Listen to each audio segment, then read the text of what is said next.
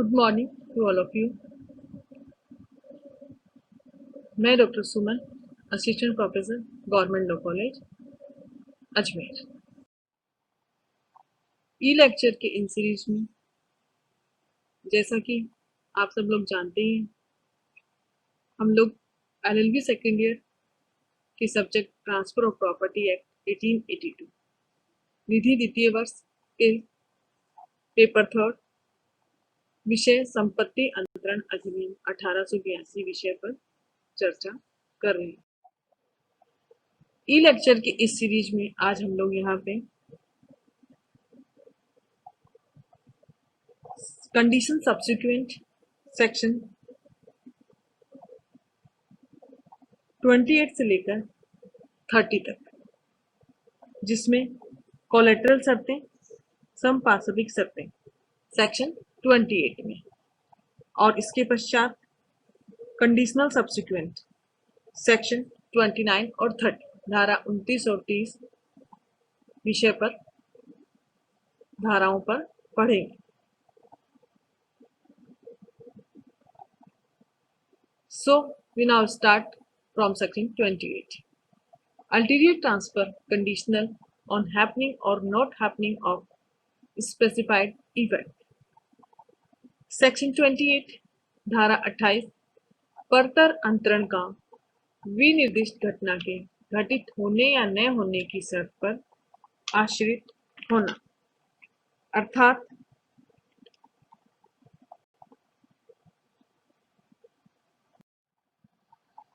only transfer of property and interest therein may be created to accrue to any person with the condition superadded that in case a specified uncertain event shall happen, such interest shall pass to another person, or that in case a specified uncertain event shall not happen, such interest shall pass to another person.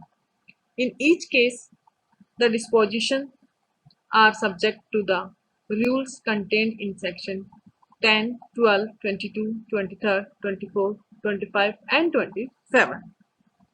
अर्थात संपत्ति अंतरण से उस संपत्ति में कोई हित किसी व्यक्ति के लिए इस अधियोजित शर्त के साथ प्रोद्भूत होने के लिए सृष्ट किया जा सकेगा कि विनिर्दिष्ट अनिश्चित घटना के घटित होने की दशा में ऐसा हित किसी अन्य व्यक्ति को सक्रांत हो जाएगा, अर्थात ट्रांजिट हो जाएगा, या विनिर्दिष्ट अनिश्चित घटना के घटित न होने की दशा में ऐसा हित किसी अन्य व्यक्ति को सक्रांत हो जाएगा।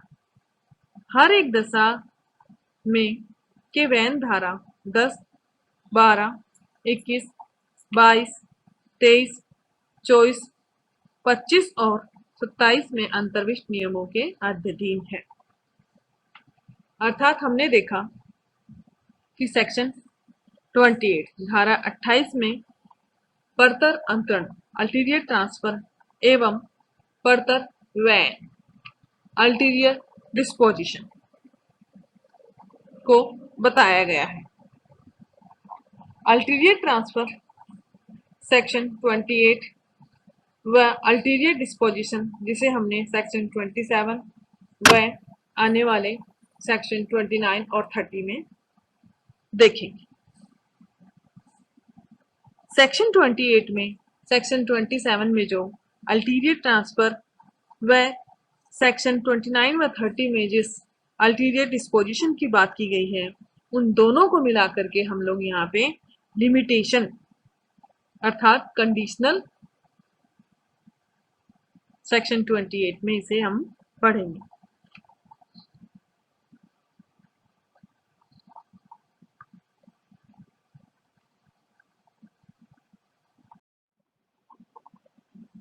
कंडीशंस और लिमिटेशन। सशर्त परिसीमाएं। शर्त क्या है और मर्यादा क्या है? मर्यादा अंतरित हित इंटरेस्ट की सीमा बताती है। स्टेट क्रिएटेड की प्रकृति लिमिटेशन द्वारा बताई जाती है कि अंतरण की सीमा या लिमिटेशन ऑफ ट्रांसफर कितना होगा।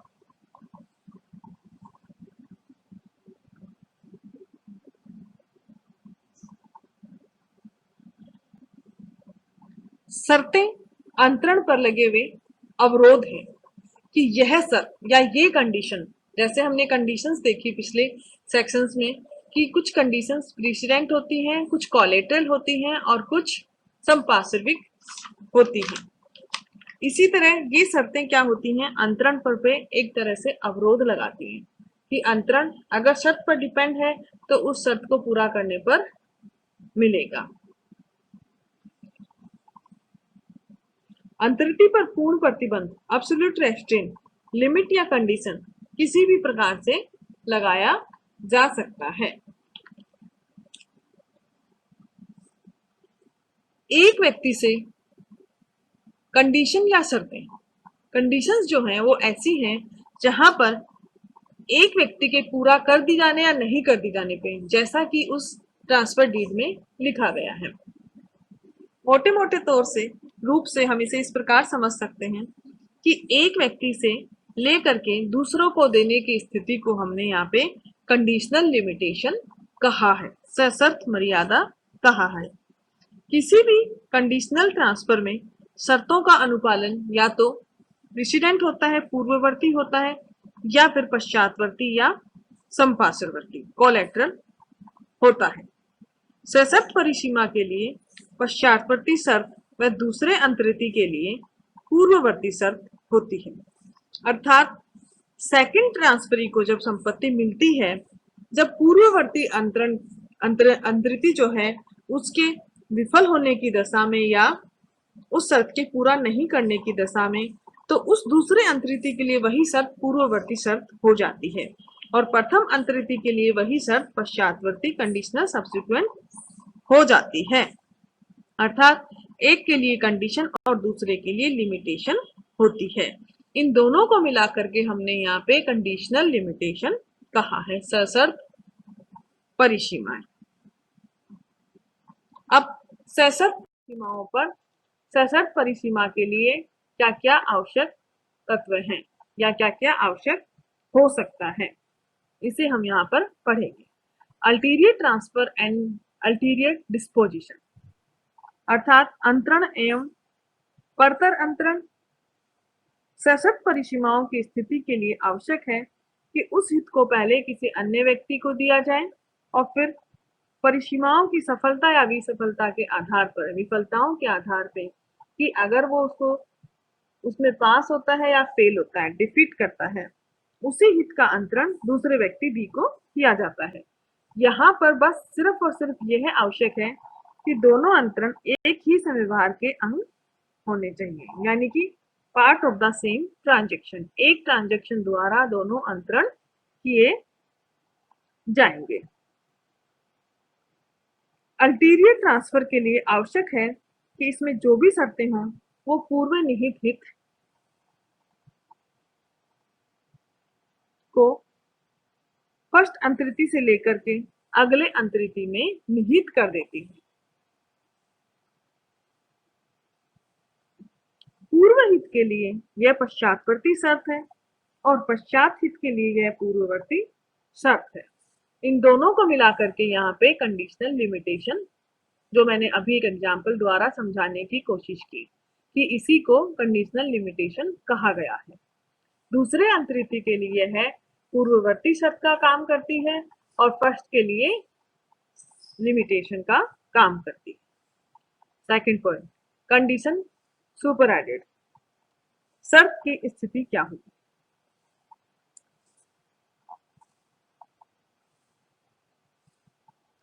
सेक्शन 28 में शर्त अंतरण के साथ लगी होगी और अंतरण का ही पार्ट होगी।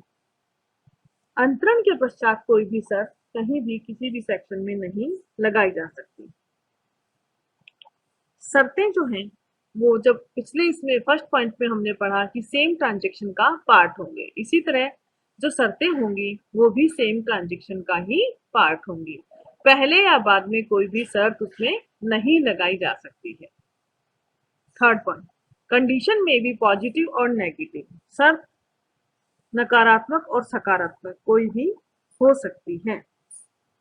नकारात्मक से तात्पर्य यहाँ पे है कि अगर कंडीशन ऐसी है जहाँ ट्रांसफरर द्वारा ट्रांसफरी को कोई चीज करने से रोक दिया गया है कि आप ऐसा, फॉर एग्जाम्पल, कि आप यह काम नहीं करेंगे तो फिर आपको यह संपत्ति अंतरित होगी, तो किसी चीज से रोकना। और सकारात्मक शर्तें कि अगर आप इस परीक्षा में पास हो गए तो आपको यह चीज मिलेगी, अर्थात पॉजिटिव कंडीशंस।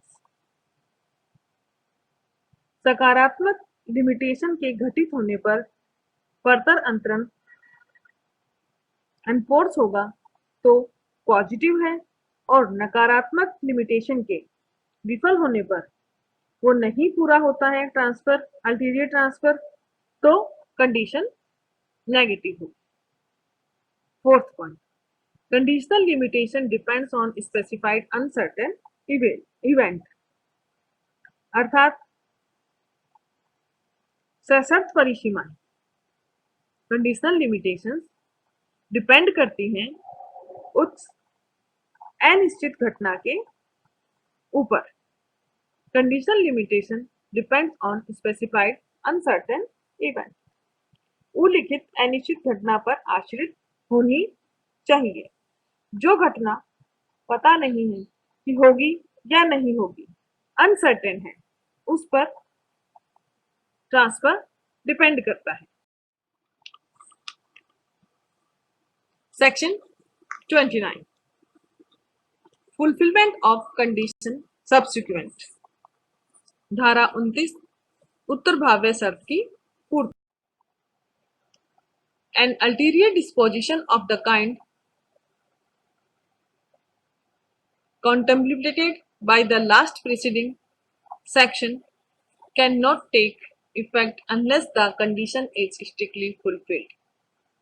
पूर्वगामी अंतिम धारा द्वारा अनुज्ञात का कर्तव्यन प्रभावी नहीं हो सकता जब तक कि शर्त की पूर्ति यथावत नहीं हो जाती है, अर्थात कंडीशनल सब्सिक्वेंट। स्ट्रिक्ट कॉम्प्लीशन,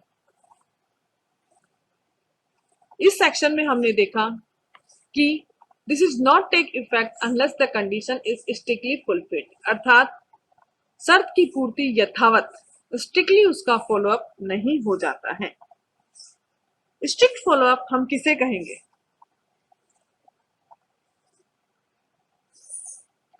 पूर्ववर्ती शर्तों में हमने देखा कि सब्सटेंशियल पालन अर्थात सार्थक अनुपालन पर्याप्त था ताकि अंतरिति को हित शीघ्र मिल सके, और उत्तरवर्ती शर्तों में हमने देखा कि अक्षरशः अर्थात स्ट्रिक्ट पालन, स्ट्रिक्ट कॉम्प्लियंसेस अनिवार्य कहा गया है ताकि निहित हित रिवॉक न हो सके। इसे हम एक एग्जाम्पल द्वारा समझ सकते हैं। मान लीजिए एक व्यक्ति ए ने बी को एक मकान दिया, परंतु कोलेटरल शर्त यह थी, पूर्वगामी उत्तरवर्ती शर्त यह थी कि यदि सी ने ए की मर्जी के खिलाफ विवाह किया तो मकान बी के पास नहीं रहेगा।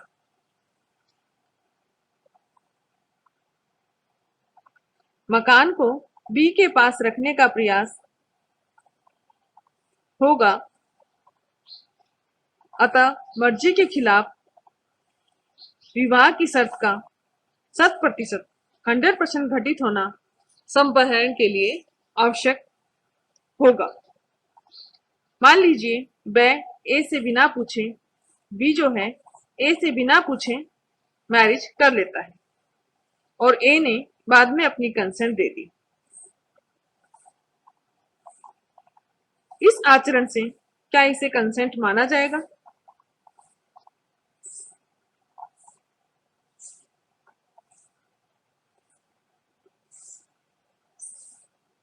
यहाँ पे पूर्ववर्ती शर्तों में बिना कंसेंट के लेकिन बाद में सम्मति दी गई, अर्थात सब्सटेंशियल पालन कर दिया गया। बट स्ट्रिक्ट फॉलोअप के लिए कंसेंट आवश्यक है। Performance of condition subsequent.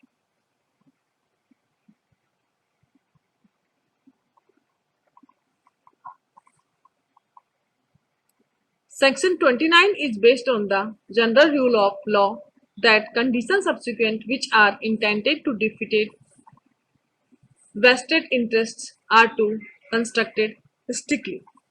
अर्थात धारा 19 जो है वो एक सामान्य नियम पर बेस है, आधारित है, जिसके अनुसार उत्तरभाव्य शर्तों की पूर्ति स्ट्रिक्टली की जानी आवश्यक है, अक्षरशः पालन इनका आवश्यक है।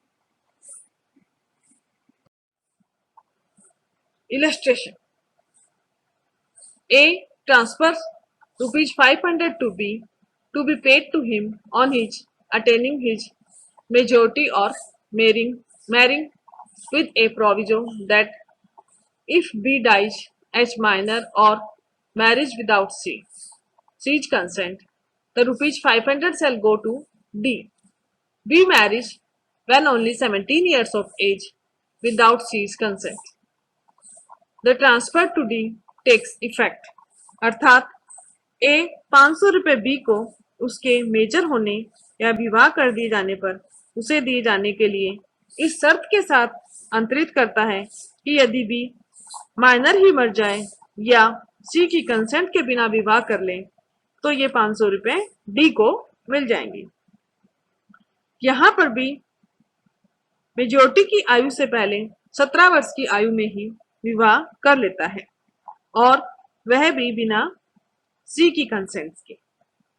अर्थात यहाँ पे बी को कोई ट्रांसफर नहीं मिलेगा, पूरा का पूरा अंतरण डी को अंतरण प्रभावी हो जाएगा। Section 30 prior disposition not affected by invalidity of ulterior disposition. धारा 30 पूर्विक व्ययन का परतर व्ययन की अविधिमान्यता द्वारा प्रभावित न होना। यदि परतर व्ययन विधिमान्य न हो तो पूर्विक व्ययन पर उसका प्रभाव नहीं पड़ता है। अर्थात विधिमान्य अगर कोई चीज नहीं है, जैसा कि सेक्शन 27 में ही हमने बहुत पहले देखा कि अगर शर्तें इमोरल, अगेंस्ट लॉ या पब्लिक पॉलिसी के अगेंस्ट हैं या कपटपूर्ण हैं या ऐसी हैं जिनका पालन किया जाना संभव नहीं है तो अंतरण को अवैध बनाएगी। अर्थात यदि परतर व्ययन विधिमान्य नहीं है तो पूर्विक व्ययन पर इसका प्रभाव नहीं पड़ेगा। इसकी व्यवस्था सेक्शन 30 में कर दी गई। सेकंड जो ट्रांसफर किया गया सेकंड अंतरिथि को, उस पर वैध पूर्व हित का और बाद में अवैध हित का है तो पूर्व हित यथावत रहेगा और अगर सेकंड हित जो है वो सही है, पूर्व हित अवैध है तो उसका उस पर कोई प्रभाव नहीं पड़ेगा। Illustration: A transfers a farm to B for her life, and if she does not desert her husband to C, B is entitled to the farm during her life as if no condition had been inserted। Sorry, A एक form B को उसके life time के लिए तथा यदि वह अपने husband का अभित्याग कर देती है तो सी को अंतरित करता है। बी अपने लाइफ टाइम में फॉर्म की ऐसे हकदार है मानो शर्त लगाई ही नहीं गई हो, had been inserted।